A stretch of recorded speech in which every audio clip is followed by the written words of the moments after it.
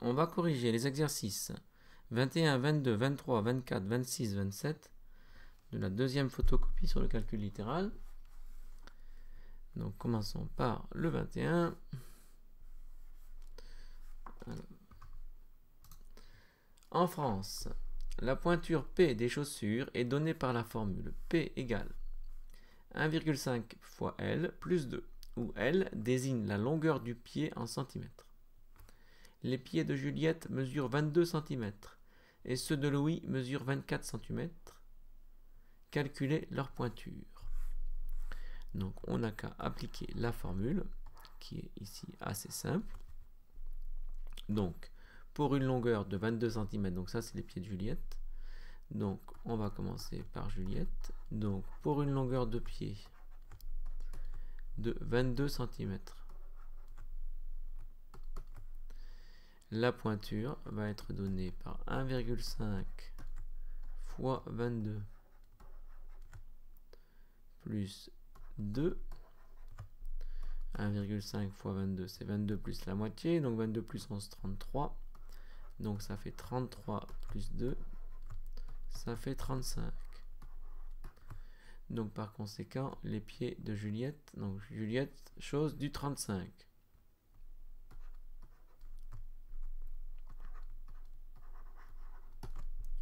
Juliette, chose du 35. Passons maintenant à Louis pour une longueur de pied grand L égale 24 cm.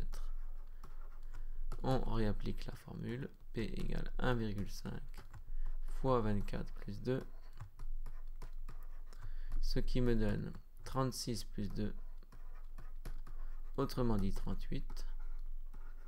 Et donc Louis, il chose du 38. Passons au 22. On suspend un objet de masse grand M, voici là, en kilogrammes à un ressort. La longueur L en centimètres du ressort est donnée par la formule grand L égale 18 plus 2 fois M. La masse M, c'est ça. Petit 1, quelle est la longueur du ressort lorsqu'on ne suspend pas d'objet? Petit 2, calculer la longueur du ressort lorsque l'on suspend un objet de masse. Petit a 2 kg, petit b 1,5 kg, petit c 800 g. Alors petit 1, lorsque l'on ne suspend pas d'objet, on a envie de dire, ouais mais dans ce cas-là il n'y a pas de m s'il n'y a pas d'objet. En fait ça c'est un cas limite. Quand on ne suspend pas d'objet, on peut considérer que c'est quand on suspend un objet dont la masse est égale à 0.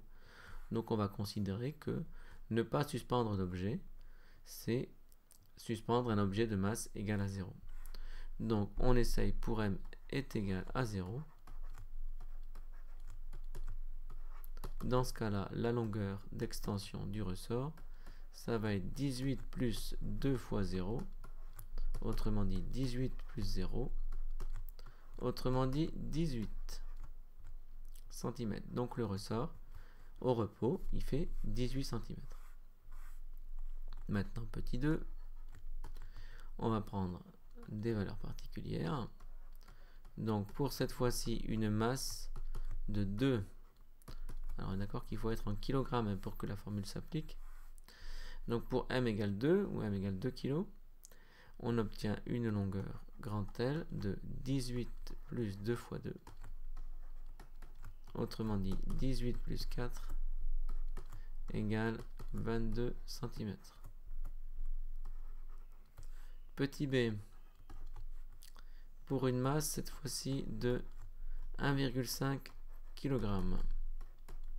Donc m égale 1,5. La longueur va être égale à 18 plus 2 fois 1,5. Donc ça fait 18 plus 3, ce qui me donne 21 cm. Petit c, pour une masse de 800 g. Alors attention, il faut que la masse elle soit en kg dans la formule, c'est précisé. La masse m en kg, donc on va commencer par convertir 800 g en kg, et 800 g c'est égal à 0,8 kg. Et donc, on va donc appliquer la formule pour m égale 0,8. Auquel cas, la longueur est donnée par 18 plus 2 fois 0,8. Autrement dit, 18 plus 1,6. Donc 19,6 cm. Donc voici la longueur du ressort quand on lui suspend une masse de 800 grammes. Poursuivons. Exercice 23. La puissance minimale du chauffage d'un aquarium en watts est donnée par la formule P égale 2 fois F fois A fois D, où F est le facteur d'isolation thermique, grand A la surface totale des vitres de l'aquarium en décimètres carrés, et petit d la différence de température entre celle souhaitée dans l'aquarium et celle de la pièce. Donc calculer cette puissance minimale, grand P, pour un aquarium dont la surface des vitres est 320 décimètres carrés, situé dans une pièce où il fait 19 degrés Celsius, avec une eau à 24 degrés Celsius. En général, le facteur d'isolation thermique est 0,03. Donc dans cet exercice, on va appliquer la formule qui est donnée par l'exercice ici. Donc cette formule donne la puissance. Cette puissance est égale à 2 fois F fois A fois D. Donc ici, on connaît le facteur d'isolation, c'est 0,3. Donc F, on va prendre 0,03 parce que voilà, en général c'est ça qu'il faut prendre, l'énoncé nous le dit. Il faut calculer, alors grand A on sait que c'est 320 décimètres carrés. Grand A c'est 320 décimètres carrés. C'est l'énoncé qui nous le dit.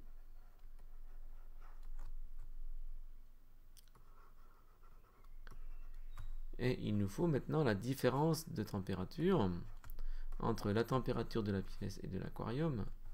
Mais cette différence, c'est 24 degrés moins 19 degrés. Donc ça fait 5 degrés Celsius. Maintenant que j'ai ces éléments, je peux appliquer la formule. Ça va donc me donner 2 fois 0,03 fois 320 fois 5. Alors pour faire ça, on va prendre une calculatrice. Et donc, on calcule 2 fois 0,03 fois 320 fois 5, ce qui me donne 96. On a donc une puissance de 96 watts.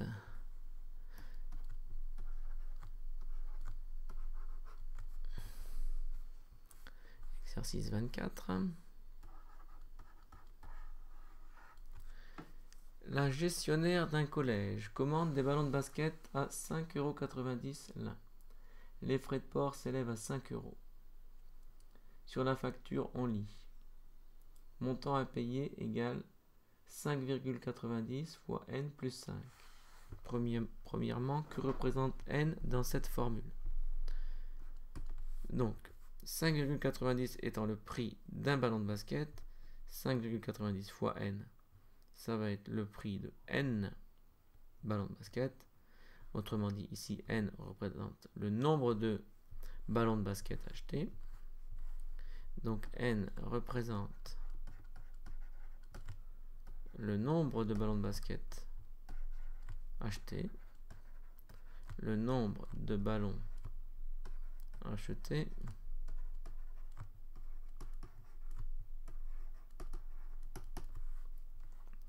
petit 2, quel est le montant à payer pour petit a? Alors imaginons qu'on achète 10 ballons. Donc pour n égale 10, le montant à payer, qu'on va appeler m, ça va être égal à 5,9 fois 10 plus 5, autrement dit 59 plus 5 égale 64 euros. Petit b, pour n égale 20 cette fois-ci. Donc si on achète 20 ballons,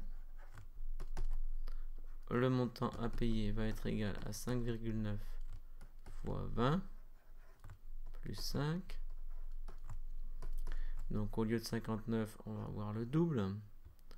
Donc ça, autrement dit, c'est quasiment 60 fois 2, ça fait 120. Donc on va enlever 2 euros. Donc ça fait 118 ici. 5,9 fois 20, ça fait forcément 118 plus 5. Autrement dit, ça donne 123 euros.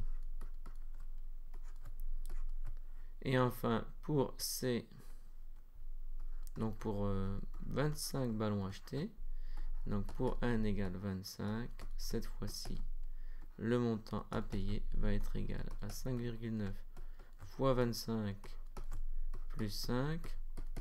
On va calculer à la calculatrice 5,9 fois 25. 5,9 fois 25, ce qui me donne 147,5 plus 5, ce qui donne 152,5 euros.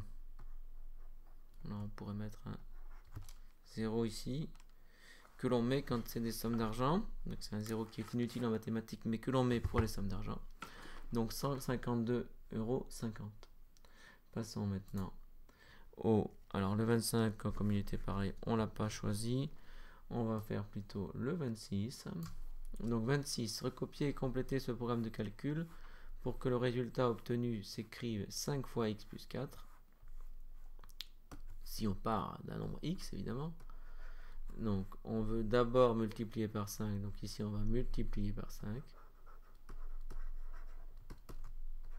Multiplier par 5 et ensuite ajouter 4. Ajouter 4. Compte tenu de la priorité et la multiplication, il n'y a pas besoin de parenthèse ici, et on a bien ici ce programme de calcul qui est représenté par cette expression 5 fois x plus 4. Si on choisit x, pour un nombre x choisi, on obtient une formule qui marchera toujours quand on choisit x ici. On n'a qu'à remplacer x par le nombre choisi. Passons maintenant à l'exercice 7. Alors, on va basculer de l'autre côté. Alors c'est l'exercice 27 plutôt. Voici. Alors ce rectangle a une dimension x variable. Vous voyez le dessin. La longueur c'est 8, la largeur c'est variable c'est x.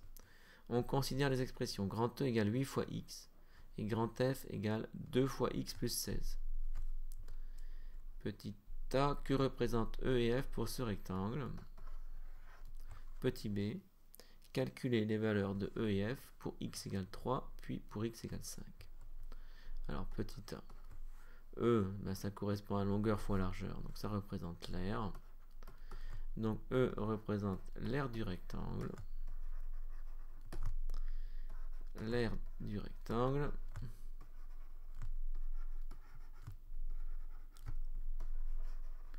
Et petit b. Non, c'est toujours pas petit b, c'est toujours petit a. On va dire ce que représente f. Eh bien, on voit que 8 et 8, 16, ça correspond à ça. En longueur. On ajoute 2 fois x.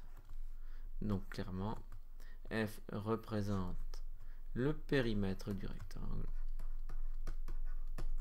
Le périmètre du rectangle. Donc petit b, prenons les cas particuliers. Donc pour x égale 3. Et calculons pour cette valeur. Donc ici on peut imaginer que c'est des centimètres, on n'a pas la dimension, mais on peut imaginer que c'est des centimètres, ça pourrait être n'importe quoi a priori, ça changerait rien. Ça ne changerait rien. Alors on peut appliquer la formule de l'aire, donc ça va donner 8 fois 3, autrement dit 24 unités d'air. Si on était en centimètres, on obtiendrait des centimètres carrés. Si on était en mètres, on obtiendrait des mètres carrés, etc. Ici, j'ai rien mètre, c'est sous-entendu unité d'air. Pour le périmètre, on va avoir 2 fois 3 plus 16, autrement dit 6 plus 16 égale 22. Donc 22 unités de longueur. Voici pour le périmètre. Alors passons maintenant au cas où x pour x égale 5. Cette fois-ci, l'air va être égal, dans ce cas, à 8 fois 5 égale 40 unités d'air. Et le périmètre va être égal à 2 fois 5 plus 16 égale 10 plus 16 égale 26 unités de longueur en fonction de ce qu'on aura choisi comme unité de longueur.